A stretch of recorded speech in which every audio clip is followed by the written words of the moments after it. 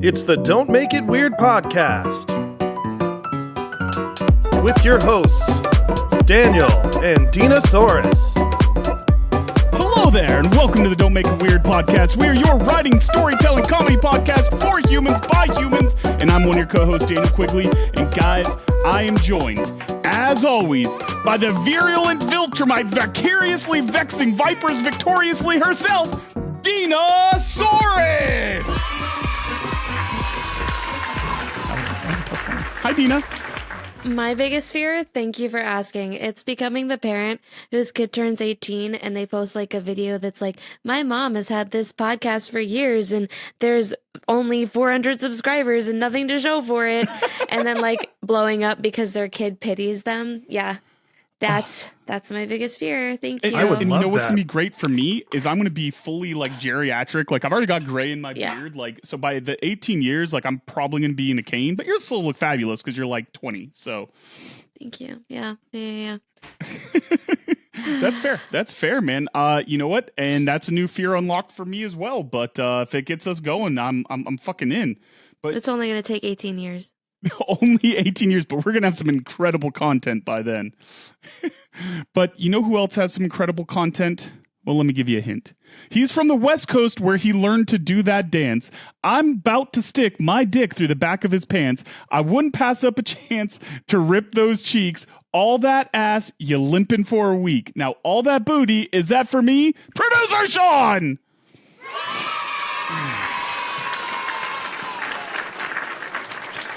I'm highly uncomfortable after that. That was very rapey. I didn't like that. That's from Shake That Monkey by Too Short. That might be the first time you ever actually told us what the parody was. You know, I keep on intending at some point to like make like a Spotify list of all my Producer Sean intros, and now we've gone so many episodes deep. It's that, 125, man. You're never going to do it. No, we're going to have to ask Levi to do it. Yeah. This feels like a really difficult task at this point. Yeah, but maybe eventually I'll make the Don't Make It Weird Sean playlist. Dude, that's what I was trying to like when today I was going through trying to mark all the stories because I just have like a running list of stories on my phone. I was trying to mark the ones that I've already told so I quit repeating them. Oh my God, it's fucking impossible. Yeah, I actually kind of want to go through all of them and like just take notes on like the key things that happen in each episode because our early rundowns were so vague and not really helpful in that way. So like now it's pretty comprehensive in our rundowns, but like in the beginning, like sometimes we didn't even have the story listed and Dina would just tell us a story. You know what I mean? Like, yeah. It would just be like, oh, this is where we do story time. And then Dina just tells us a story. So we don't even know what the story is or remember it at this point. Yeah, dude. Our early rundowns were half-assed. Maybe we could find when we did the first rundown. I think like I have the first rundown. Like, yeah, we have it somewhere. Okay, so I remember, so there were like, I went through a phase years ago because we've been doing this podcast. We are, as of the recording, Sean, as of this recording, we've got a special anniversary coming up, right? Like, yeah, we're 2 days away from the 4-year anniversary of our very first episode. And that's crazy, man. That's crazy that we've been doing this for 4 years. But like a couple years back, I started trying to like list it. Like I did the first time, like I started going, all right, when was the first time I actually started the Producer Sean intros? I want to say it was like 5 episodes in or 6 episodes in. It was very early. Yeah. And then like I started listing like all the Dina like words for when I would do her introductions, and I had like a running list, so hopefully I wouldn't have repeated words, and I've given up on all that. Yeah. I figured. Yeah. And there's one thing we've always done since the beginning, and that's drink on this show. And we play a couple of games while we drink. Speaking of drinking, I picked up this 10 Barrel Brewing Company pre-made AMF. If you know, you know, it's an adios motherfucker, and it tastes exactly like I expected it to. It's an AMF. And for a pre-made cocktail, it's 14%. So, ooh boy. We have a few games that we play around here. If you hear a buzzer like this, that means someone said one of our buzzwords or phrases, and it's time for us to take a drink. We also practice Buffalo rules around here. That means we all drink with our offhand. We're all right-handed, so we drink with our left hands here. If we're caught drinking with our right hand, we have to finish our drink. Play along responsibly at home. Or irresponsibly, like whatever. We're not your parents. No, responsibly. What about like kind of responsibly? No, not going to take any liability for any bad decisions that people make. I would love to see that in court one of these days. Like they're just like, well, you know, he watched the show and you gave him permission to be irresponsible. Daniel is 100% getting subpoenaed someday for saying drink irresponsibly. Yeah. Yep. Yeah. No, that's fair. So, Dina, disavow me now. Like, let's just make sure that this is on the record that you do not agree with my statements. No, I have. Yeah, no, I don't agree I feel with like anything that's Daniel says. well documented. It's it's well documented. The opposing counsel would just have to watch one episode. Yeah, just one episode. Be like, she combats him on everything, and she gets mad when she agrees with him. I'm not going to get subpoenaed for you. We will watch from the You'll hide a audience, body for me, allegedly. But you won't get subpoenaed for me. Yeah, allegedly. Well, you know what, guys? What if we just like all hopped in the shower together? Like maybe we all get clean together and we think about some things. Would you guys be okay with that? No. All right. Do we have a choice? We're gonna hop in the shower. We're gonna hop in the shower anyways. And we're gonna have to kind of go down the rabbit hole a little bit because I was thinking about this one, and it might be one of the dumbest thoughts that I've ever had. Gotta go down the rabbit hole. I'm sorry. Go ahead. Yeah, no, that's fair. That's fair. So like I was thinking about it, that there has to be. Dina, calm down. All right, Dina, I need you to calm down for a second here. I'm calm. We good? Good. I'm calm. Right. So I was thinking about this the other day.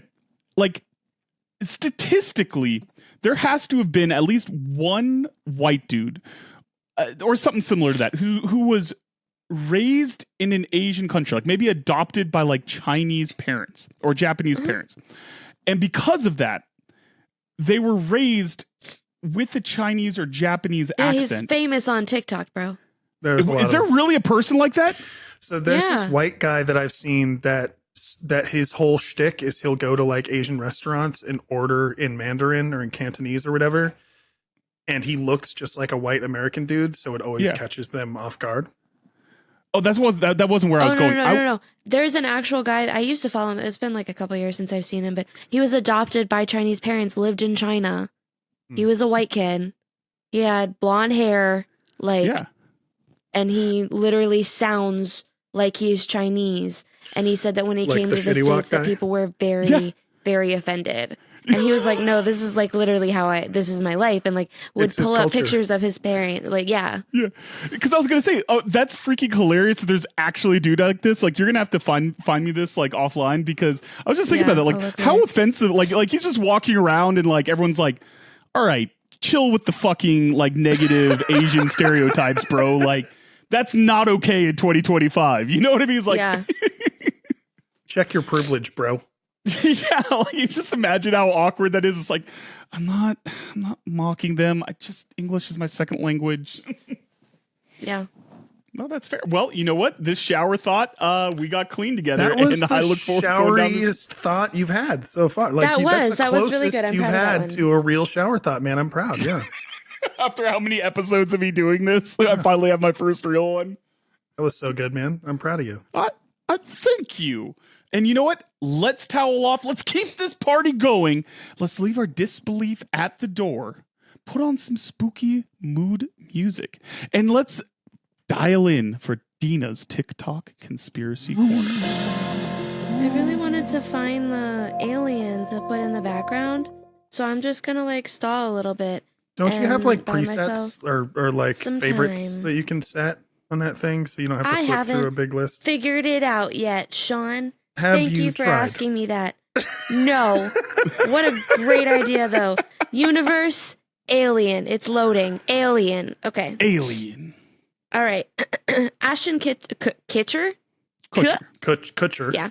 Ashton Kutcher. Yeah. Kutcher. Ashton Kutcher.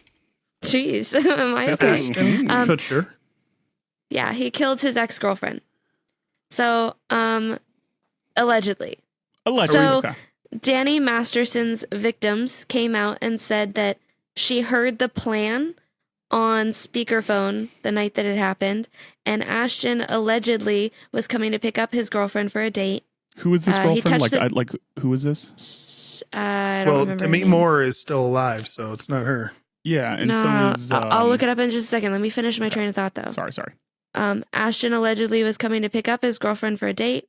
He touched the door handle and saw spilled wine through the window, but he left. And the next morning, they found out that she was dead. Okay. Ashton is such an interesting person, and everything from that 70s show, like all Ashley the characters. Ellerin, What? I think it's Ashley Ellerin. Huh. I just need to know if Mila knows about this, because if she does, I'm Mila... really disappointed. Yeah, just I mean, I'm they're willing pretty to comfort shitty Mila. people, so. And that's what's crazy is that they went vouched from for Danny Masterson. Yeah, basically. And Danny Masterson, absolute scumbag, Scientologist, and fucking Me Too poster child. He's an essay professional. Yeah, apparently. Yeah. And then so all that happens, and Ashton does all this great work. He is.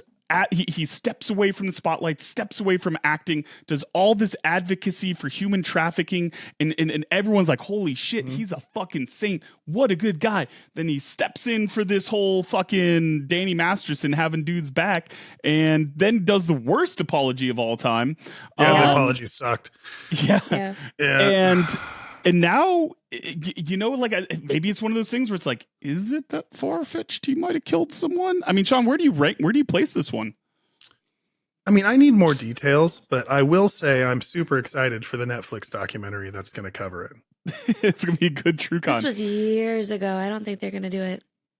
Oh, they'll do it. They're still making OJ documentaries, baby. It's going to happen. You're right. I was going to say, I mean, this seems like the type of true crime shenanigans that a group of 3 podcasters in a fictional universe would maybe explore, Perhaps I some knew there would be geriatric murder. white men and a younger woman. Yeah. I feel like it's a good format. Yeah, I think that's a very, very solid format so. on that. This is a good one. Dina, you've been bringing the heat with these conspiracy corners. I'm so nervous because I don't want to jinx this, but I feel like we're 2 for 2 in segments right now. Like, are we going to have a perfect show? You can't say it out loud. Oh, man. The voicemail. I'm no, just gonna too soon, Dina. I think we need to schedule this for another day. I think Daniel just killed it. Just put it in right now. It's cursed. It's cursed. Let's roll the dice and see how the rest of the episode goes. Tiny Mike is gonna save it. Yeah. Tiny Mike, Dina, save us, please. Do you want to intro Accountability Buddies on the Tiny Mike? Yeah, Dina, could you tell people about this next segment? Yeah, so on our next segment that we in no way, shape, or form stole from the We Have Issues podcast, don't check them out. Don't go like and subscribe. I don't really remember the rest of the transition here, but we're going to talk about all of our writing and accountability. Yay. That was so perfect. That was 10 out of 10. Absolutely go check out the We Have Issues podcast on YouTube and wherever you find your audio podcasts. Anthony and Stevie are fantastic and they're relatable. And check out their comic books. Yeah. It's fantastic. Yeah, Deathless is amazing. Yeah, no, I'm with you, buddy. Dina, start us, man. What you been working on? I finished my murder mystery book. It's pretty funny. KT is gonna beta for me. Really excited to read it. I'm so fucking excited. I am pretty excited about it. Shannon read a couple chapters, already killed my dream, and I had to go back and undo and fix a bunch of stuff. But it's fine. I fixed it pretty quickly. So yeah, I'm gonna give it to KT to beta read, and Chris Flory shout out. And Shannon eventually when she gets settled into her new life. Thank you. Shout out. Stink Pickle be praised. Did Chris Flory help you with the law enforcement side of the whole thing? Yeah, so as I was writing it, I was sending him whatever cop or police work I was incorporating, and now he's got the whole thing and he's gonna read through it and beta read like overall. Super excited for his feedback. And then I also started a fantasy, not really fantasy. I don't know what it is. It's a romance fairy tale, but it's set like in modern day. I don't know. It's a romance with a king. Yeah, hey, listen, that's perfect. And for the rest of us that are fucking slackers, how many books is that you've written this year? 12, I think. 1, 2, 3, 4, 5. Just use your fingers. 4 or you 5. Might have enough. Okay, wait. I've got the spy novel. I've got the cowboy romance. I'm starting the king one. I'm about 20K in. And then I've got the murder mystery. Yeah. And I think I wrote a short story, but I don't really remember. In we're not even halfway through the freaking year yet, Dina. You're literally averaging a book a month right now in your freaking productivity. You're going to be able to work for this entire year and then not write again for like a decade. I know. But also, since we're not doing a discussion segment, like, I do want to like sort of dig in here just a little bit because it is so fucking defeating. Like, yeah, I'm cranking out books and I would love for an agent to see like, hey, she's worth my investment and my time because she's going to get me product. And like, it's going to be at least decent, better than fucking Ghost Come ? Ghost Come? But like, it's so frustrating to be out in the query trenches when I don't have an agent and like, it's amounting to nothing. And I don't want to self-pub. I don't want to go indie. Like I've been there, done that, and I just don't find it enjoyable. I really want a chance with an agent. And I just, it's so frustrating being out here and feeling very defeated. And I agree with that. I mean, eventually I'll be back in the trenches too. And I agree. I mean, having, that experience, even with a small press, I mean, Lost Boys Press was amazing for me. The work that you did, that the whole team did to promote and make this book great. I mean, I got a freaking incredible compliment like today from one of my friend, like not a close friend, like a very outside circle friend that picked up my book. Everybody and is Daniel's friend. Yeah, no shit. And she was like, after reading your book, it's changed my complete notion, and I want more indie authors. So she asked me for a list, and I gave you a shout out, Dina, of like indie authors and stuff. Because she was like, honestly, I never even explored indie because I just assumed it wasn't like up there in quality. And obviously we well documented, the range that you find in indie, but like, it's tough. It has to be your job to be on social media, promoting, going to cons. I mean, the amount of extra, like it's impossible, not impossible, but it is very, very difficult to make it indie unless it is your full-time job. It is kind of the place I've gotten to, Yeah. And like, I would do it, but I got a kid. I got 2 jobs. I got the podcast. I'm also really thoroughly enjoying writing. I've managed to read so many good books this year. I haven't read like as much as I have this year in so long. Like I don't want to take on another full-time job. And I understand with Trad that you are still doing a lot of the marketing and like social media presence, but you have like print runs at your fingertips. You have access to Barnes and Nobles and Targets and Walmarts and all those things that you don't have to do that part of it yourself. And with indie doing that, I did all of that for so many authors.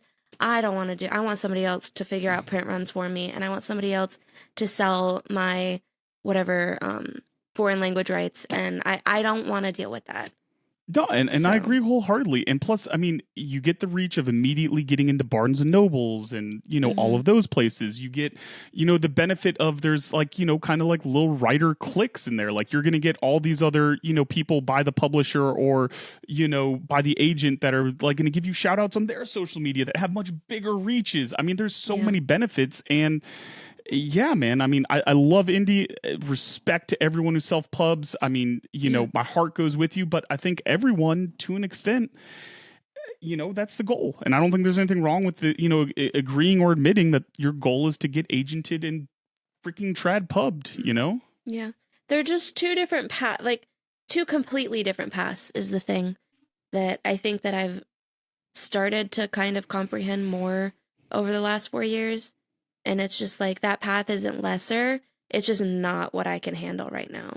Yeah, absolutely. I mean, and listen, there's people making it. I mean, you guys hear me talk about Dungeon Crawler Carl all the time. Last episode, we talked Lit RPG. Mm-hmm.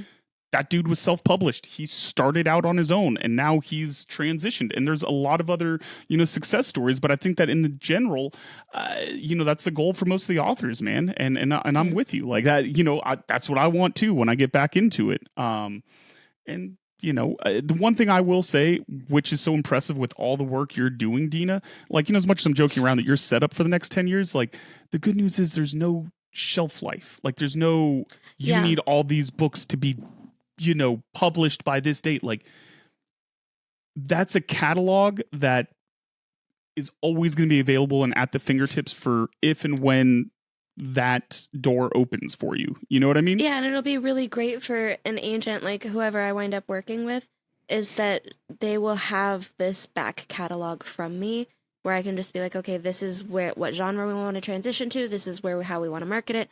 Let's go this direction. Let's go this direction. Like, we can actually hit the ground running. So that's why I'm not like just focusing on one project. Is just like, I want to be able to have that library and a catalog for whatever agent I wind up working with, Yeah, and you've got a really diverse set of books. I mean, and if nothing else, at the very least, I mean, writing this much, it makes you better every time out. I mean, it's literally like, you're doing the equivalent of working out, man. Like, you're building those muscles. Like, it's fucking badass. I'm so in awe of what you've been doing. But you want to know what else I'm in awe with? Because you know what? All I'm going to say briefly on mine is I've got another chapter written and, trying to get back into the flow of trying to make myself more accountable by posting all my manuscript drafts in our little sync pickle mob. I want to match the team. And the person that's motivated me the most from that is our own motherfucking producer, Sean. Sean, what are we working on, buddy? I started drafting my novel. And I finished the first chapter, which... Hell yeah. Yeah. It was really good. I was really scared to do it. Let's also not gloss over, when you say drafting and outlining, this isn't just put down a couple jotted notes like original rundowns on Don't Make a Weird podcast. Tell the people what you've been doing, man. I did a full outline. Like, I outlined it every chapter. Like 5,000 words. Yeah, the outline is like 5,000 words. Sean made me a plotter. Fuck yeah. Oh yeah, you started outlining after you saw my outline. Yeah, after I read I was like, oh, I gotta I just be a plotter. can't go in without a plan. Like, and I didn't think that if I ever wrote, I would be a plotter, but I sat there with a blank document, like, I'm just going to write it and just fucking send it and be good with it. And I couldn't do it. Like, I froze. So I was like, no, I need to plan it out and know where I'm going ahead of time. And that's what worked for me. And I haven't started chapter 2 yet, but I'm doing some investigative research. So I have some resources that Daniel has handed over to me to help with my research. And listen, you know what? I plan on bringing this up to Dina because there's some interesting discoveries by finding some OG content, but I'd rather surprise her with that. I mean, like I said, Sean, you're a constant freaking inspiration to me, dude. Like, to go from, hey, I'm just the tech guy, I'm going to maybe mess around and make a logo for you, I don't want to do too much, to, I don't really read, but I guess I'll read this one book, to now you're one of us, buddy. You're no longer the outsider. You're one of us. One of us. Yeah, it's been pretty exciting. It's also like the best part is sharing what I've written and seeing the feedback from you guys. So it's kind of what's kept me motivated. You got the voice down. You hit some really insightful little moments. I mean, I loved your style of writing, man. Like, it's so cool just to see it because it's like I haven't seen you really write since we were in freaking high school. Yeah. So I always believed and hoped, and we've been bullying you about it for years now that that you should write. I've been thoroughly this is really bullied. Freaking cool, man. I'm just so happy for you, dude. Just absolutely over the top excited that you're doing this. Thank you, man. All right, guys. Now that we are accountable, Dina, do you hear that? Hold on, I don't want to hit the wrong button. voicemail. It's not loading. Voicemail. I've hit the wrong button every time for like the last 5 episodes because it used to be right next to the buzzer button, and I moved some things around and it fucked with me, and I think I need to fix that. But in the meantime, where's our voicemail? Here it is.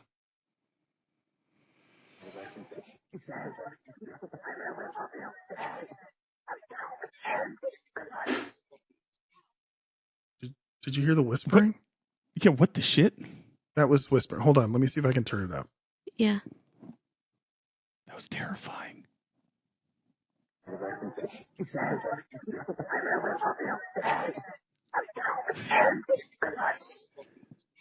Yeah, that's some Ring shit. Like we might all I heard, just. I heard "I love you" in there somewhere.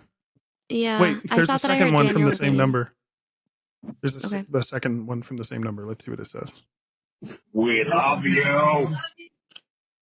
We love you. And then I heard a "we love you" from a lady sounding voice at the end there. Yeah, that's like a Caitlin. poltergeist. We love you. I feel like someone's being a little shy. Like, tell us who you are. Introduce yourselves. Let us hear Let's your have a voice. chat. You could text us Yeah, too. Like, just boop, boop, boop, boop. Yeah, like we want to be part of this. Like we're loving. We won't judge you. Just join us. We might judge you, but lovingly. will. Listen, Daniel here's the won't, but thing. I will. I was listening to Amy Poehler earlier this week, and she said that she roasts the people that she cares about, and she's cordial and polite with the people she doesn't care about. And Mhm. I felt that so hard. Yeah. So if we roast you, it's because we love you, kids. That's what we're trying to say. No, I think that's a very, very fair point. Like, if you're not bullying your friends a little bit, like, are you really their friend? It's No. true. Fake news. I'm with you, but you want to know what else I'm with, Dina? Would you say that you're a tease? Hey, hold on a second. Do you want to let the people know how they could leave us a voicemail before we move on? Yes. Is that Good, the right because answer? we don't have any left. Like, that was the last of That was our it. backlog. Yeah, that's All it. right, guys. Don't make it weird, fam. Look me in the eyes right now. We're gonna make some eye babies. We're gonna lock in. I need your voicemails or texts. I need you to be potentially less than sober. Maybe at 3:00 in the morning. I need some weird fucking voicemails. I need some shit that we're like, oh my God, I can't believe that happened. I want to feel a little uncomfortable after your voicemail. Can you do Just that for voicemail me, Cam? all over our faces and our chests and everything. just everywhere. Disrespectful ghost cum of voicemails. Whoa, All right. I didn't say come. No. Ghost cum. Ectoplasm. Okay. Dina, Question do you have mark? something to add? I was just gonna say pearl necklace, and then nobody was gonna understand it except for Oh, you guys. So I get it.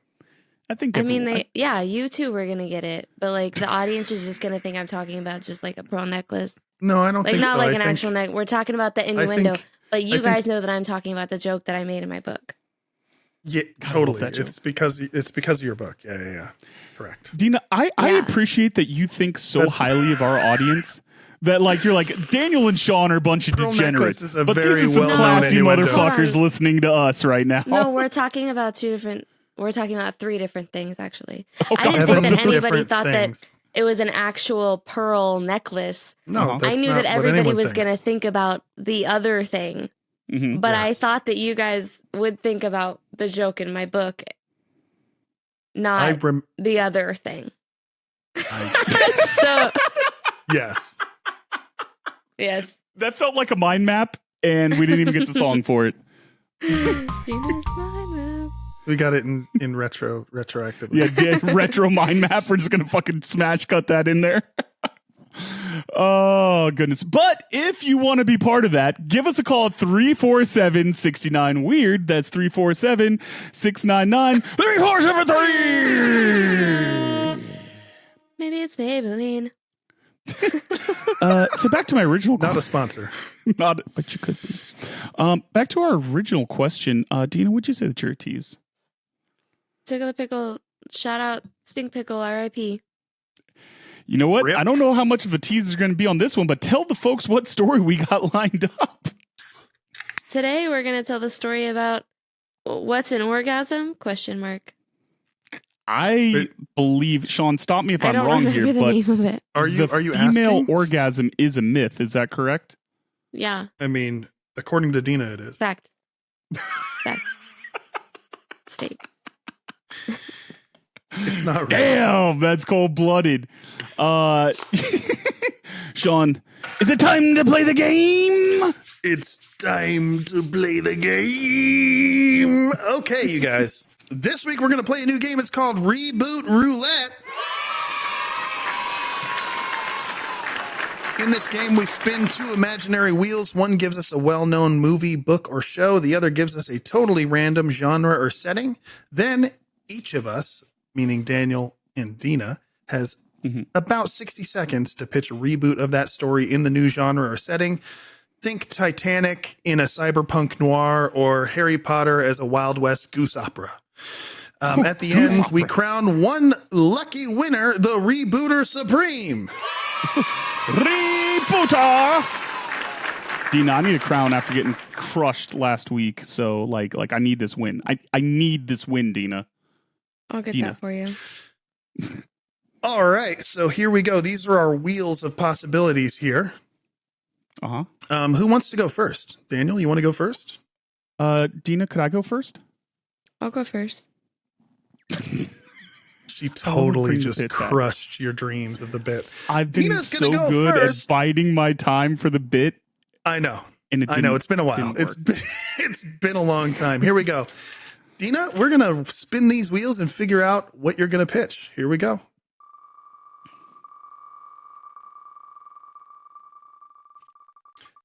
It looks like Oh, God, it was so close. the Hunger Games All right. in a post-apocalyptic but that's just literally the Hunger wasteland. Games. It's just the Hunger Games. Respin the second one. That's just the Hunger Games. Yeah. Well, I mean, you could interpret I mean, like, maybe post-apocalyptic if you're saying, like, wasteland Mad Max. in many ways, Yeah. but here we go. We'll respin this. It's fine. The Hunger Games in an office workplace comedy. Okay, so I just give you a So summary, I'm going to like a give you pitch. yeah, so here I'll kind of outline it for you, okay? Because I've been doing that recently. I don't know if you know. That was so gross. I'm sorry. Yeah. Let me go back to how I Sean, can you pitched go this ahead and to clip you that? in the chat. Yeah, I'm going to clip that. Boop. Okay. You have 30 to 60 seconds to pitch for the reboot. What's the elevator pitch? Who are the new leads?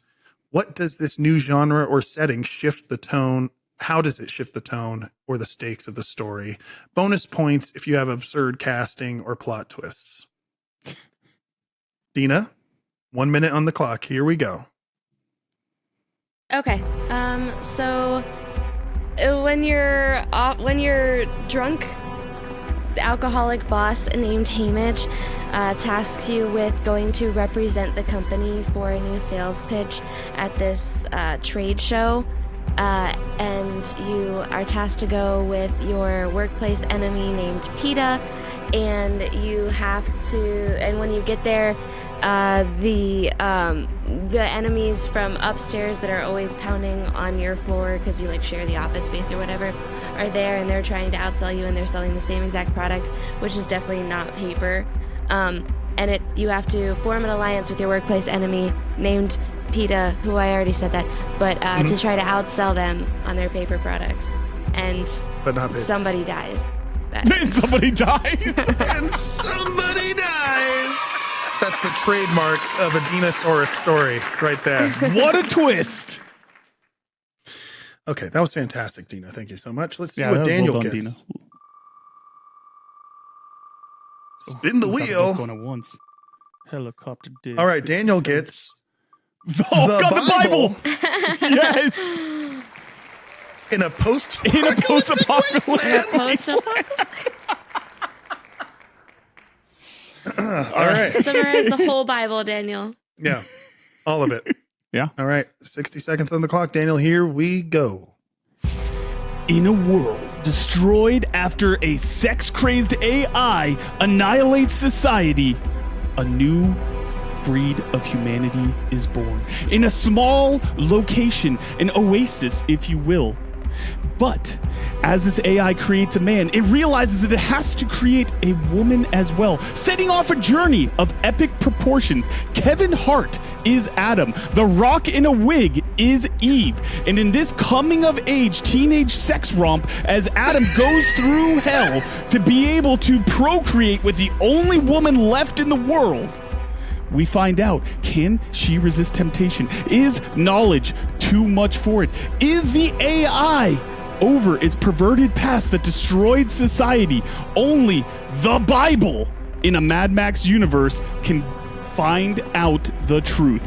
This is going to be funny. This is going to be heartfelt. There's going to be action as Adam punches a snake.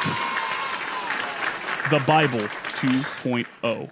All right, so that was fantastic. Dina, just a quick reminder, when you do your pitch, we need to hear your casting choices for the roles as well. So Daniel demonstrated that with Kevin Hart and The Rock as Eve, which is fantastic. In a wig. Yeah, The Rock in a wig.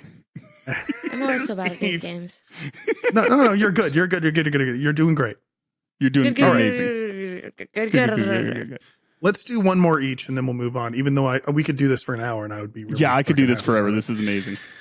All right, let's go, Dina. Let's see what your next challenge is. If it does post-apocalyptic wasteland again. No, we're skipping it. We're skipping it if it does it again. Oh my God! Oh, you got Titanic. Oh, Titanic Space is a Opera. space opera. Way. Sean, you basically called it. Okay, I got it. All right, Dina's ready. 1 minute on the clock. I don't want to do Dina. your work for you, Dina, but Leo flying a door shaped This thing writes itself. Let's go. 1, 2, 3. Let's go. Minute on the clock. Space, the final frontier. It's the spaceship, like that's the name of the ship, spaceship. Spaceship? Spaceship's maiden voyage, a stowaway from the slums of Terra, striving for his chance at a new life on a new planet. Even prison on Dackle would be better than free life on Terra. KJ Appa as Jack, Zendaya as Rose, a young explorer who's been studying for this voyage her entire life, one of the pod people. Jack discovers a fault in the code of the spaceship, and they'll never make it to their new destination without his help. Together, Zendaya enlists his help, whatever. And then it's together the two save the ship from total destruction, except Captain Leonardo forces them to do a spacewalk, and they float away on a door after saving everybody because of their transgressions. So they're just in a door floating through space right now. And it's not a spaceship door. It's like a wooden, like... Yeah, it's just there's like an It's antique that they just happen to carry with them. It was for the museum. That was fantastic. And a shout out to one of the many novels you've worked on this year. Well done. Well done. All right, Daniel. That was quality. We're going to give you one more prompt here, buddy. Are you ready? All right, let's do this thing. Come on, baby. We've got... Shrek. We're not doing Titanic again. No, we'll re-roll on Titanic. We'll roll that again. Animated Saturday morning whatever it is, cartoon. it's an animated Saturday morning cartoon. But the source material The Bible. is... It's VeggieTales. Star Wars. It's been done. Star Wars is an animated Saturday morning cartoon. All right, I'll be right back while Daniel thinks. Well, Okay, go ahead. All right, you guys, I think Daniel's ready to give us the Star Wars animated Saturday morning cartoon. Here we go. 1 minute on the clock. Go, Daniel. wake up at the break of dawn, turn on the TV, get some cereal, because it's time for the newest cartoon to rock your world. Because life is like a hurricane here in Tatooine. Pod racers, blasters, lightsabers, it's a star blur. Might solve a mystery or rewrite Jar Jar's history. Star Wars, woo! Every day they're out there making Star Wars, woo! Tales of Gungans, do good, bad luck, Star Wars, woo! So this is going to be an incredible cartoon based around the character that everyone loves the most, Jar Jar Binks. It's going to be all about his exploits, everything that you don't see, all the goofy silliness as he tries to explore the political landscape of the Galactic Senate as it burns down all around his beautiful Naboo. This is going to be hilarious, full of everything that a kid could ever want in a cartoon.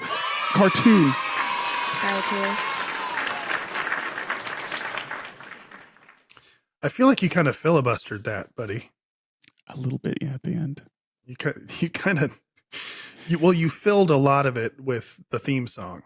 Yeah, well, see, here's the thing, is that you started singing the theme song, and then I couldn't get it out of my head or think about anything else, and so I just had to follow that. Yeah. You know what? Here's the thing. It's okay. Mm-hmm. I'm the only judge here because I'm the third party. And while I think we had a lot of good pitches here today, the project the project that I'm gonna greenlight is the reboot of the Bible. Yes.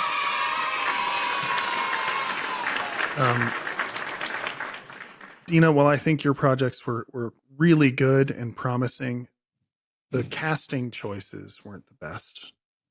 And I also feel like you were pulling from other subject material when it really should have been focused on the original reboot stuff at first. And then you're supposed to, once it gets greenlit, then you're supposed to do something completely different and ruin the franchise for the fans. But before that, you're supposed to make it seem like fan service. You know what I mean?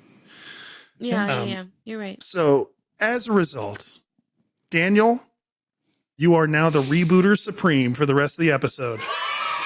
Oh, I needed that win. Needed that dub. Shout out.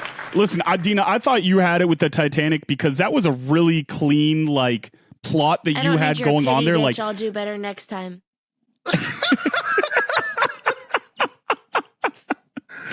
That was a good segment. I want to bring that one back. That was fun, man. I like that. Yeah, one. we got to bring that back. I really liked that game. For those of you that don't, that've lived under a rock, Dina lived under a rock for most of her life as she was in a cult adjacent, situation where she didn't get to have most of the normal memes and internet history that the rest of us had. She had greeting cards that would sing her songs that she would hide because they would take them away from her. And so me and Sean, being the supportive older brothers that we are, have taken to teaching young Dina the beauty that we grew up on in the wild west of the early internet. Sean, what do we got today for Dina? Oh boy. So this is one of my favorites. It is the 2003 Flash video by Jason Windsor, released under the name Fluid Animation, originally on Albino Black Sheep and Newgrounds.com, I believe. It's called The End of the World. This is a 2-minute Flash video. It's a wildly oversimplified and exaggerated take on global politics in the early 2000s, presented like a stoned high schooler's world history final project. It starts with a calm narrator and kind of devolves into absurdity as each country reacts to nuclear threats and geopolitical tensions by building more nukes and hitting the big red button. It's really stupid and funny, and I can't wait to show it to you. So I'm just going to send it, Dina. Okay. God, early internet was just all shit posts. I love it.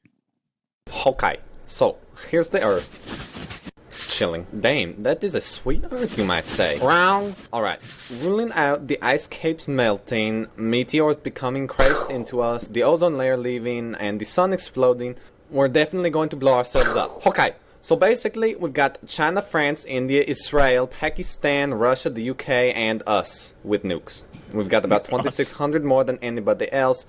Whatever. Anyway, one day we decide those Chinese sons of a bitches are going down. So we launch a nuke at China. While it's on its way, China's like, shit, who the fuck is shooting us? Oh well, fire missiles. Then France is like, shit guys, we got the missiles, they are coming, fire our shit. But then let's have a nap. Then fire the missiles! Meanwhile, Australia is down there like, WCF, mates. India, Israel, and Pakistan launched their shit, so now we've got missiles flying everywhere, passing each other. Russia's like, motherland! Then England's like, about that time, chaps? Righto. So now the US is like, fuck, we're dumbasses. Canada's like, what's going on, eh? Australia's still like, WTF. Mars is laughing at us, and some huge meteor is like, well, fuck that. So now we've got nuclear winter. Everyone's dead except Australia. And they're still like, WTF. But they'll be Not dead real. soon. Fucking kangaroos. But assuming we don't blow ourselves up, us Californians just have to worry about California breaking off from the United States to Real. go hang with Hawaii. Alaska can come too. The end. Alaska can come too.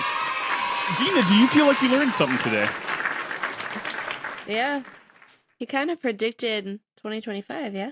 I was going to say, it's still pretty relevant today. Yeah, that's crazy. Yeah, so like this came out like at a really significant time because it was shortly after 9/11 and tensions were high. It was made during peak US involvement in Iraq and Afghanistan when concerns about weapons of mass destruction were dominating headlines.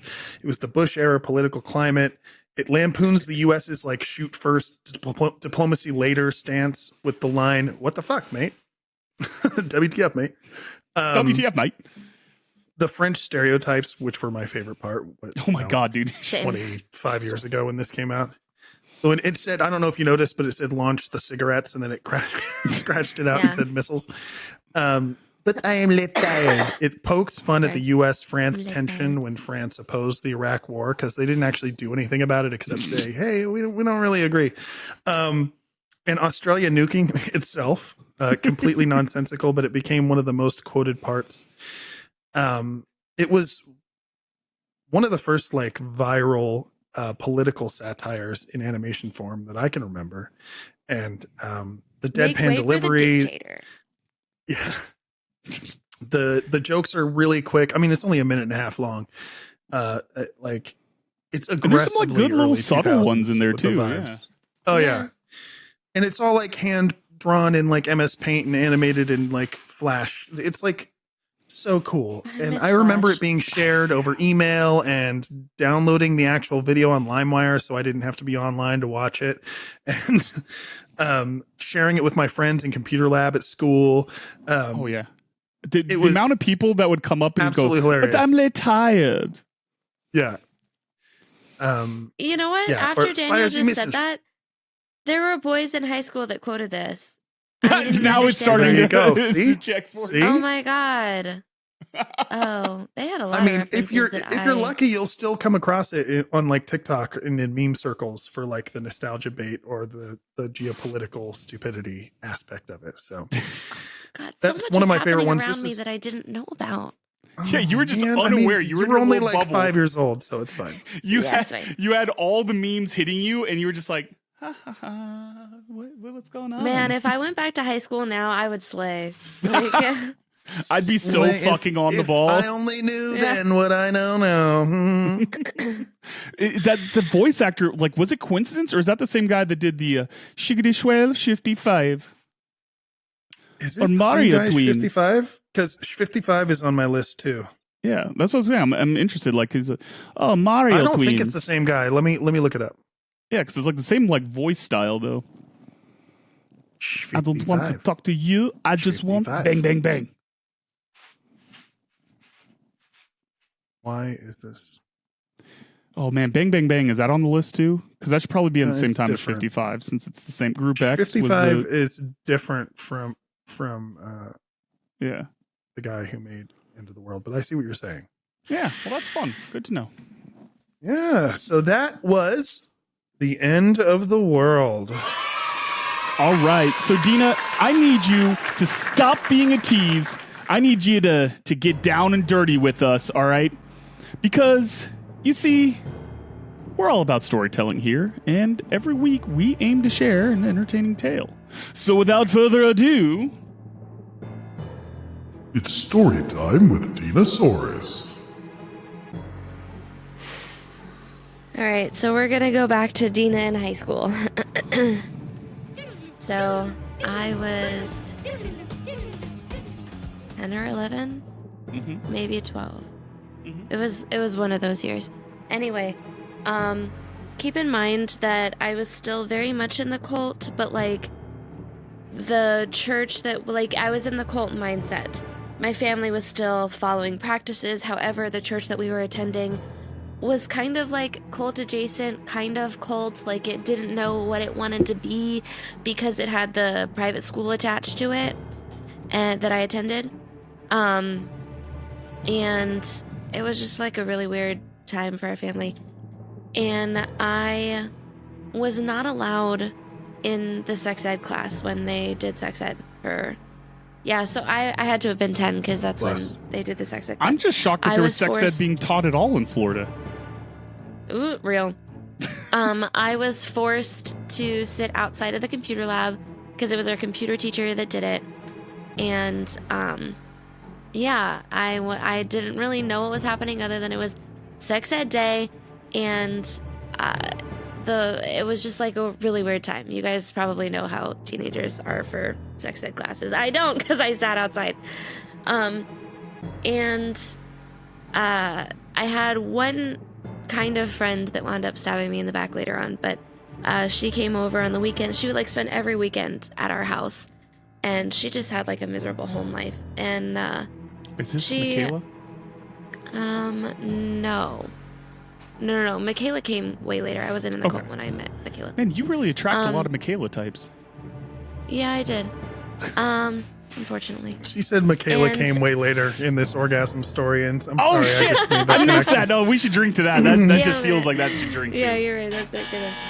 We haven't buzzed once Fucking this well whole done. time. So she had a cell phone. I had a cell phone, but like I didn't have anybody to text because I was a 10-year-old in high school. Who the fuck am I going to talk to? Anyway, she would text like a bunch of boys and guys. Like she was just like a regular teenage girl back in the day with her little like razor. She was like flirty texting this guy. Like it's sexting for teenagers, so it's not really sexting. It was just like flirty. Oh yeah. Yeah. Like, And like what I sent we Sean. would like talk about all of the message, like we would talk over the messages before we sent them, and like what do you think he's gonna say, and like all this stuff. And one response that he had to something that we said, I don't remember what we said, but he basically was like, I would make you orgasm all day or something crazy, like something crazy. He was That is also Daniel's weird. line, We too. should not have Yeah. been talking to him. Yeah. So he said the word orgasm somewhere in there. We didn't know what that word meant. And we were too scared to ask him. And rightfully so. And she had already had sex ed, so she should have known. So I don't really know what happened in that sex ed class. I'm kind of sus now that I'm thinking about it. Why wasn't I allowed in there if they didn't even teach her what an orgasm was? Anyway.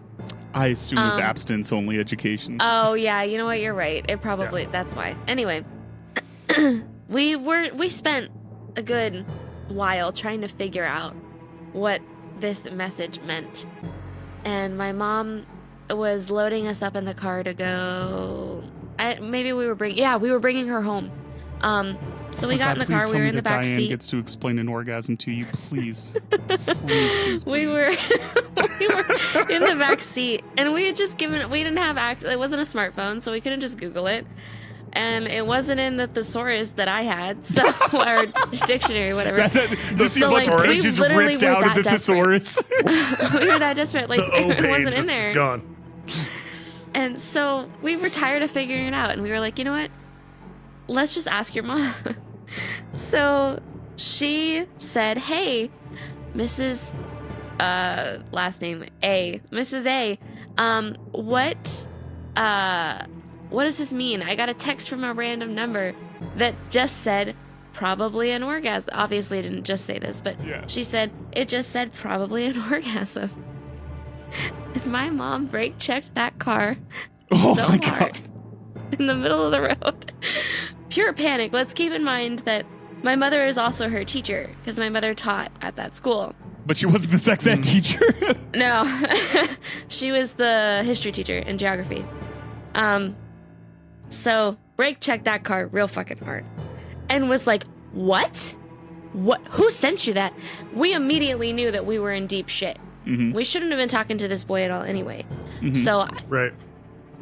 so we, she panicked and she like pocketed her phone, and she was like, I don't know, it was just a random number, and all that it said was probably an orgasm. Is it like some disease or something? And my mother sat there in the middle of the fucking road, I don't remember how long, panicking, trying to figure out how she was going to explain to her 10-year-old daughter and her 15, 16-year-old student that what that meant. And my mom came up empty, and instead her reaction was to get very angry and just said, delete that number, block them right now. I don't remember if you could block messages back then. I think you could, right? I don't remember. I hope anyway, so. Yeah. This was back in the day of like minutes and everything. It was like 8 years ago. Yeah, there was. You could block it. She was like, delete that text message. I don't want you to talk about it. If you need to know, then you need to talk to your mom when you get home, young lady. Like, making it this horrible bad thing. Like, I was terrified. You were terrified of ever catching an orgasm. Oh yeah, like this was Still, something to this day. This was something very bad, and it was very scary. The rest of the ride, when my mom was able to compose herself and she drove off, the rest of the ride was in complete silence, and like we would whisper back and forth, be like, did he say anything else? Like, still trying to see if this boy was texting her or not. And she never texted him again because she was so scared of what my mom said. Yeah. I don't know what her follow-up was with her parents. I doubt that she brought it up because it was like such a horrible thing. When we got home that day, I remember I was spying on my parents talking, and my mom told my dad that I was exposed to the word. Like, I remember it was such a horrible thing. Like, Dina heard the word orgasm today. And my dad was like, how? Like, okay, like, what was the context here? Like, it's just a word. She doesn't know what it means. Like, what is the big deal? And she was like,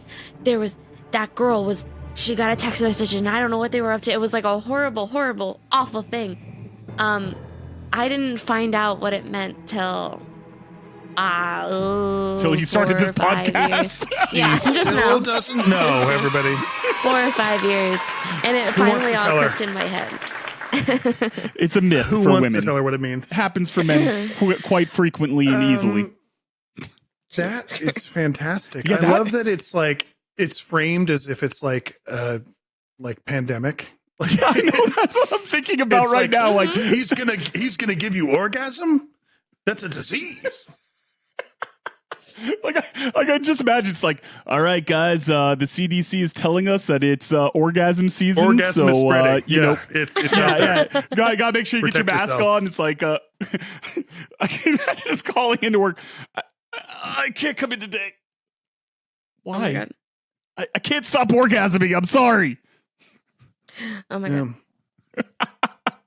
Dina, this is a good one. You know what? That was really good, and I can't believe we're 125 episodes in, and this is the first time we're hearing this story. You didn't Yeah. Ken's And dick you us. knew, Like, I you knew feel that people would fucking pick this. Like, you knew it. Dina, I appreciate that this descriptor of this actually delivered on what I was hoping. Yeah, Yeah. it's Like- not yeah. Ken's dick. Yeah. It's No. exactly what we thought. I it was didn't think gonna be. anybody would pick it because I gave it like a real. You gave it a Real real. title. There was no Here's the thing: bamboozle. our audience really wants to know what an orgasm is, and we're just not going to Yeah, tell they them. just don't 'cause know. Yeah, They so can guys, Google it. leave us a It's fine. voicemail. If anyone knows what an orgasm is, source. please leave us a voicemail at Listen, 347. I know what it is, but I want to make sure they know what it is. They know So what We'll they it tell you didn't what tell it is me. if you subscribe to our Patreon for $1. Yeah, there you go. If you get her some gifts on her Amazon list, she'll tell you the definition of. What's the URL, Dina? dinosaurusd.com/gives. Help 5? You know what? My That would actually be goodness. really funny. Is that if we hit some like goal to make Dina like read the like Oxford Dictionary definition of what an orgasm is. If we get 50 likes on this That'd be pretty episode, good. I'll read it in my most sensual voice. Oh, the steamy shower mirror voice. The mirror that voice. Ooh, you know what I was gonna say, Dina? Do you remember that episode of Friends when Phoebe has the cold or whatever, and like That's her what I feel singing like right voice now. is all? Yeah, that's what I was gonna say. Yeah. You got that vibe Yeah. going tonight. Yeah. That's Yeah, outstanding. she's getting over the bubonic plague right now. You guys, It was so You bad. didn't know, she's like she had no voice for like a week. That's why we didn't record last week. Yeah. So like, you want to know what's funny is that I heard like there was some thread on Reddit where they were talking about like having to do like a certain number of like pull-ups for the army, or is like one of those things where you have to like hang and like hold there for like a certain amount of time or something. And they said that, and like a bunch of people started commenting, and I have never verified if this is actually like true or not, that like apparently like a lot of women in the military orgasm during that because they have to contract so hard like with their core to do it that it like unintentionally like triggers the thing. And I was like, that's fucking weird, man. The thing. The whatever. So ever since then, whatever is Daniel has supposed made to his happen. wife do pull-ups in the bedroom, It's so he those can Kegels, say that he man. gave her an orgasm. Engage the pelvic floor. Yeah. It's like, baby, I'm not All going right, to do all this right, for all you. So right. here's a bar in our room, so you can. Speaking of orgasms, you guys, here we go. Oh wait, next week you can choose from Yeah, Sean. God Oh damn shit. it. I fucked Next up. I'm week- getting ahead of myself. on It was such a Choose Your good Own transition. It It really really was. next week on Choose Your Own Adventure, you can choose from the time that I went to a party and lost my clothes, the first time I snuck out of the house, or I am Harry Potter. Oh, Sean, I'm actually really into all three of these, man. Where do we go from here, bud? Okay. I feel like we learned from the What's an Orgasm crowd that went to a party and lost my clothes is the leader in the clubhouse. But it's a Ken's dick. It's and I gotta already be know a it. Ken's dick. I already It know has it. to be a We Ken's know dick. it. You know it. I know it. It's a Ken's dick. Don't fall for it, people. I'm ready to be think heard the again. one that we want is actually the first time I snuck out of the house. That's the one that we really want, and I'm standing by that. You know what? I'm with you on that because you know what? Like the Harry Potter one, that can mean a lot of different things. And We already Does know Dina she's have magical. magical We don't need to hear powers? that story. yeah. But no, like I know she's Ken's dicking us. I fucking Yeah, know absolutely. she's Ken's dicking us. But I still, there's a sick. Oh, I know. It's so tempting. It's I so know, tempting. there's a sick fucking part of my brain that says I have to know, man. I got to know. I got to know. We're going to listen. She only has so many stories. We're going to hear all these fuckers at some point. Yeah. So let's just go with the one that should be told, which is the first time I snuck out of the house. People at home, Yeah, I'm with you. vote for the one where she snuck out of the house for the first time, because that's going to be the best story. I'm with Telling you, right man. now. 1000%. We're in accord. All right. All right, good talk, guys. That story fucks. And you know who else fucks? Val Venus. Good job. Dina? Every week, we celebrate some of the worst erotic literature in history, often selected by the Literary Review, a British literary magazine, in a segment that we call Cringey Copulation. These are real excerpts from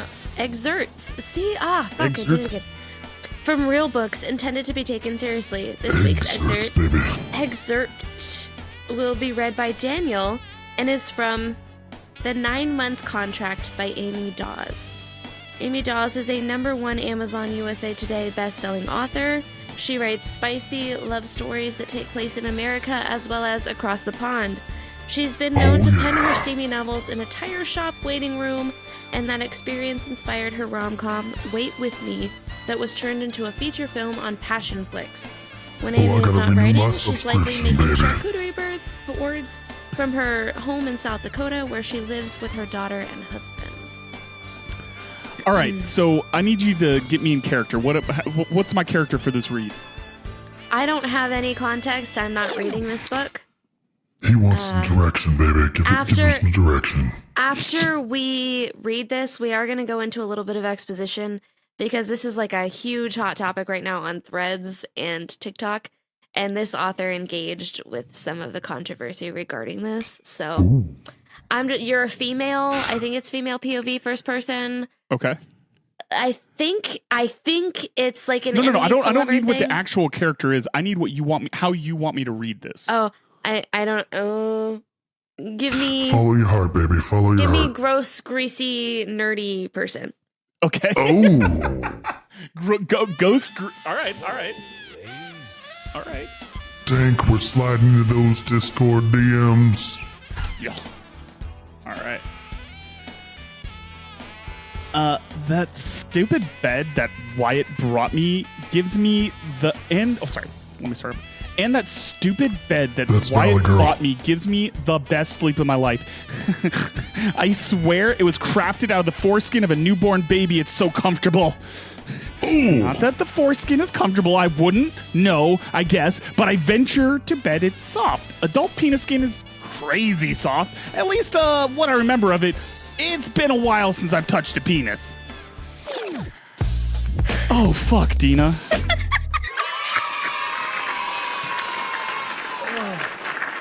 That's top 5. That's top Yeah, 5 that worst is ones ever. That's easily That is in a the top 5. 5. You could make an I mean, argument for number 1. I mean, holy shit. Pause for a second though, because the author, I think I did not do a ton of research on her. I think she's indie. Uh-huh. So I do kind of want to give her just a little bit. I want to give her the Some platform grace. Okay. to say she did engage with this reader's post because this post went viral. And this person was like, yeah, this is a hard DNF. This is fucking gross. This is weird. Why are you thinking about that? Disgusting. The internet is destroying her. So I am, and I'm on their side. If I'm being frank, I think this is disgusting and gross.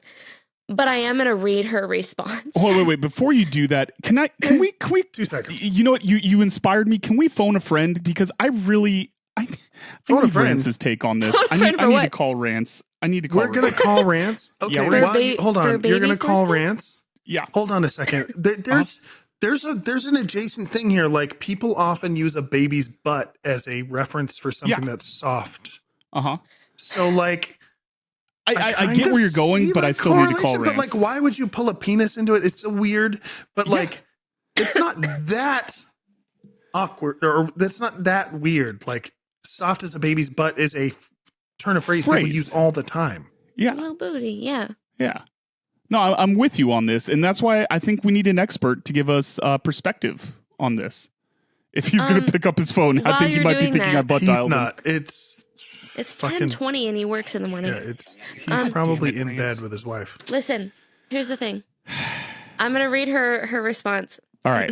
Okay, let's do it. She said, probably a bad idea to reply to this thread.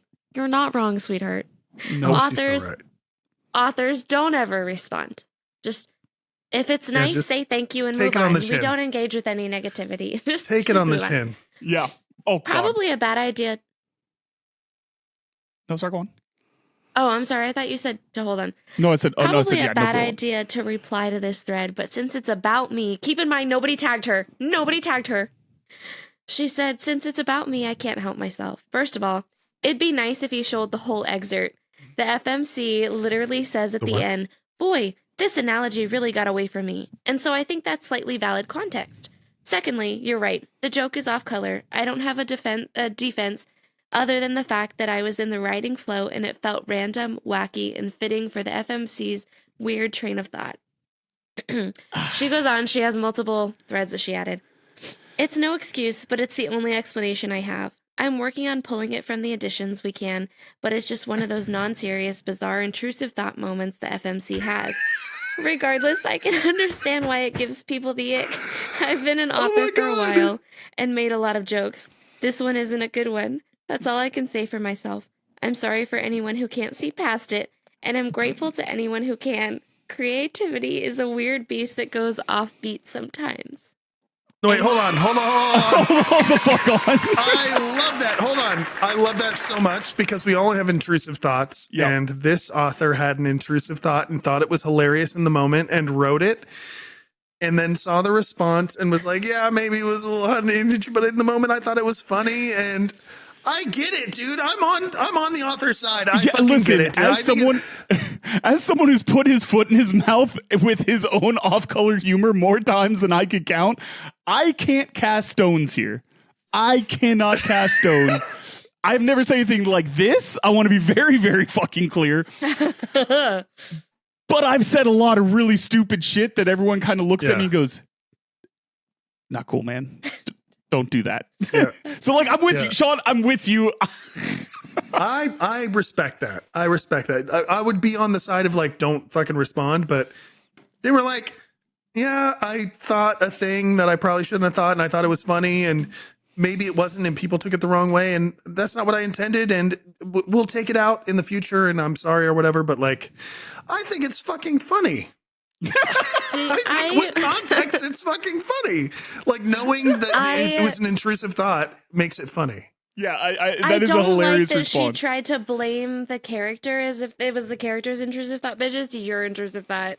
I get what she's saying, but I was like, it's not the character's intrusive. You went through beta readers. Yeah, I mean, no, all of this is no. the Did she go through beta readers? thoughts. Because here's my bigger thing. I hope so. Because no. Dude, Dinosaur Lords was fucking narrated. It was fucking published, you guys. Fair enough. But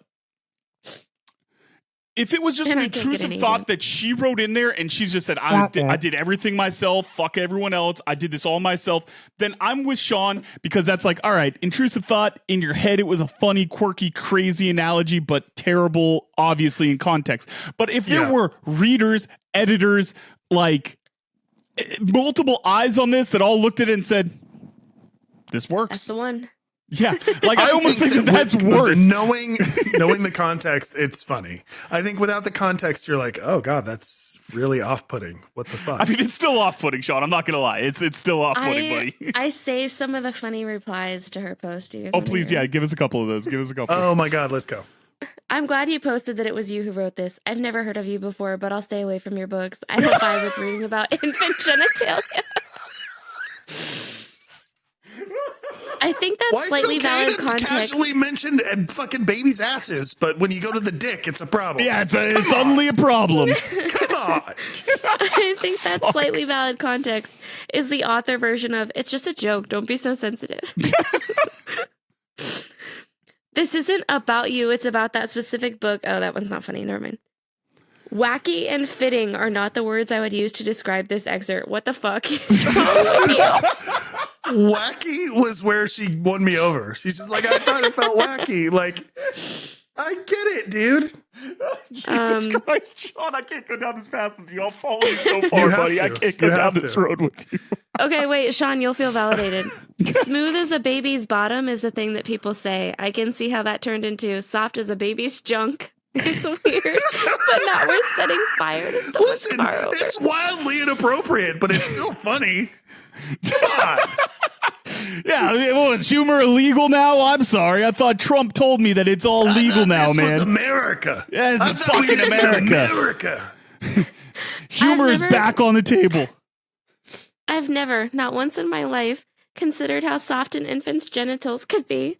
There's absolutely zero excuse for this. Creativity is a reach. And I would highly suggest you do some internal searching.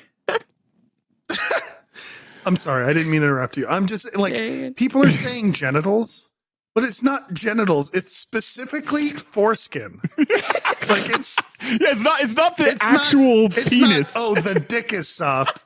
It's foreskin, which I think it makes it even funnier. Like that is specifically. It kind of actually. And the people who are commenting are like, "Oh, they're talking about baby dicks." No, they're talking about baby foreskin. Foreskin. It kind of reminds me. Okay, so there's this. It's the story of Moses, except it's put to the setting of The Office. And it's this new show that's coming out. I'm super excited for it. It's really fucking funny. I saw the pilot. And at one point, it talks about how Moses' wife threw baby foreskin at his foot. And, like, they make a whole joke, like a running joke out of it in this, like, Office spinoff show. And that's what I'm thinking now. It's like...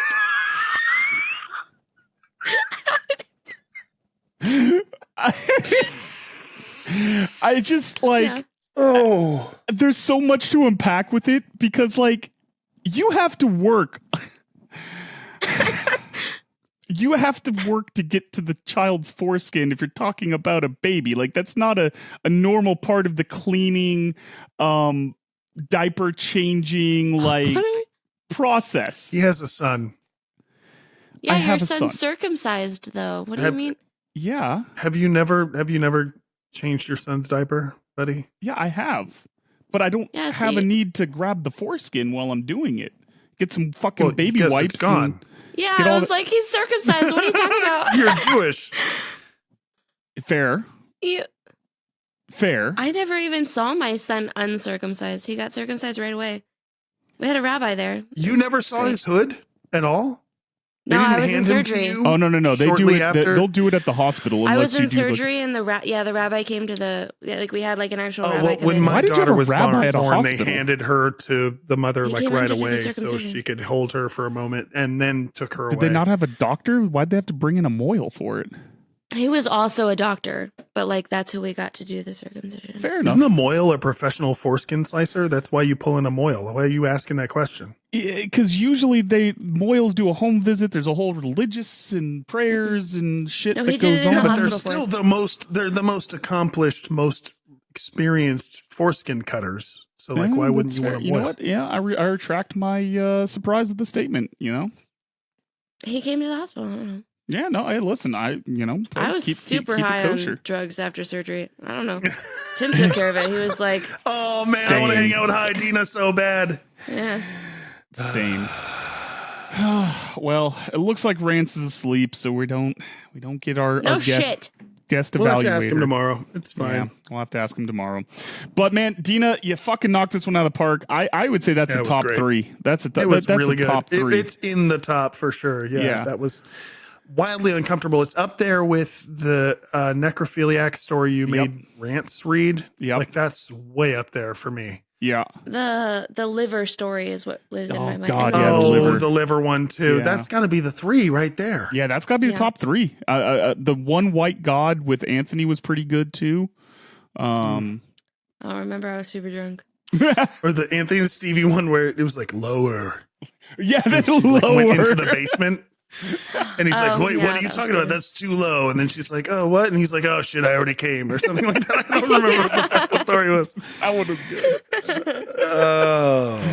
Oh shit. Take us home, Daniel. Yeah, Take us you know home. what? I don't care about the jinx. I feel like every segment was a fucking banger today. There was not a miss in any segment today. And so you know what? Let's all just fucking high five. You guys brought the thunder today. Sean, can you give us a title for having a perfect segment show? I think me and Dina the deserve one- titles. The one with the perfect show? Are we talking No, about no, the like, title like of the you know how we episode? get like a title for winning a game? Like I feel like we need titles for.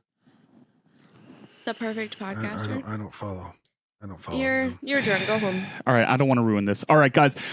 If you have thoughts on the softness of babies' foreskins, God, that felt terrible Nope. to say. Don't comment that. I don't Nope, want to. nope, don't Don't put that on the voicemail. Don't do No. that. Yeah, don't don't do that. That's where we draw the line. Leave us a non-horrifying voicemail, guys, at 347-69 weird. That's 347-699-3473. Oh man, fucking banger of an episode. Dina, where can the folks find you? You can find me on threads at DinaSourceDMIW. You can also buy me a gift on my website at DinaSourceD.com/gifts. I'm on an adult budget and I have an Amazon addiction, so feel free to buy me books or a costume that I'll wear on the show. Or you can find me on X at DinaSourceD. That's D like douche totes. Wait. What? That was too fast. I missed it. Been there. Oh. Okay. Yeah, and guys, remember, if you get her a gift from her Amazon card, she will read the definition of an orgasm so we can all figure out what it means. We're gonna learn today. That We wasn't the gonna learn proposition, but today. yeah, if you buy me something on my Amazon gift list, I will read the definition of an orgasm in my sultry mirror voice. Perfect. Sean, where can the folks find you, man? You can find me on x.com at ShaySoldu. And what you having for dinner, man? Oh, Kelly got us some Taco Bell. Ooh. Sponsor. Although Baja I would Blast? love for Taco Bell to be a sponsor. You'd think this is Baja Blast because it's Baja Blast Blast colored. with some like coconut rum. It's So good. good shit. Yeah, be a sponsor, T-Bell. But only the Baja Blast from Taco Bell. Like the store-bought shit, it just Yeah, doesn't it's not vibe the well. same, It's yeah. not the same. Yeah. Just like Cokes are different at McDonald's than anywhere else. Yeah, dude, I'm with you, man. All right. Coke and- totally hits better at McDonald's. Like when you're 100%. snorting it off the table, it's great. Go on. And we've we've lost our fucking minds. You can find me on Twitter at DanQWritesThing. That's DanQWritesThing singular. It's Donkey Kong on Nintendo Switch 2. Perfect. I'm also on Threads at Daniel Quigley Author and Blue Sky at either DanQWritesThing or Daniel Quigley Author, whichever one I put on Do you there. guys want to know my only context for Donkashay? Sure. Is that episode from My Wife and Kids where the singer of Donkashay makes an appearance, like a cameo. Did you say Donkey Shay? Because that's not what it's Donkashay? called. Donkashay. Shit. It's Dankeschön, which is a German phrase Shin. meaning thank you very much. So not And even it's a Ferris song Bueller's Day by Off? Wayne Because that's Newton. what I think about. Yeah, they do the Wayne Newton No. song in Ferris Bueller. It's They do, but no. Dankeschön. What happens in my head is the cameo from My Wife and Kids. Donkey Shay. Yes. Donkey Shay, yeah. I'm pretty sure. Donkashay. Yeah, Donkey Shay. Donkey Shay. Got it. Yeah, we're saying the same thing. That's another great episode of Don't Make It Weird podcast. We will see you all again next week. We freaking love you guys. Jazz hands. Don't Make It Weird with Daniel Quigley, Dinosaurus, and Sean Holden. Produced and edited by me, Sean Holden. Theme song by Amaria. The song you're hearing right now was written and recorded by Anthony Lafusi. You can rate and review this show on Apple Podcasts, Spotify, Good Pods, and wherever else you download your podcasts. Got a question for Daniel or Dina? Call the Don't Make It Weird hotline at 347-69-WEIRD. That's 347-699-3473. Your voicemail might be featured on a future episode. If you haven't already, please subscribe to Don't Make It Weird on YouTube for the video presentation or on virtually any podcast app for the audio version. We'd also like to give a huge shout out to our amazing Patreon supporters: Shannon Bright, Matthew S., Rand Stenton, Stephen Howard, Levi and Caitlin, AC Alabaster, RM Hamrick, and Chris. If you'd like to get access to our exclusive content and an invitation to our Discord server for just $1 per month, sign up at patreon.com/DMIW. Thank you so much for listening, and we love you.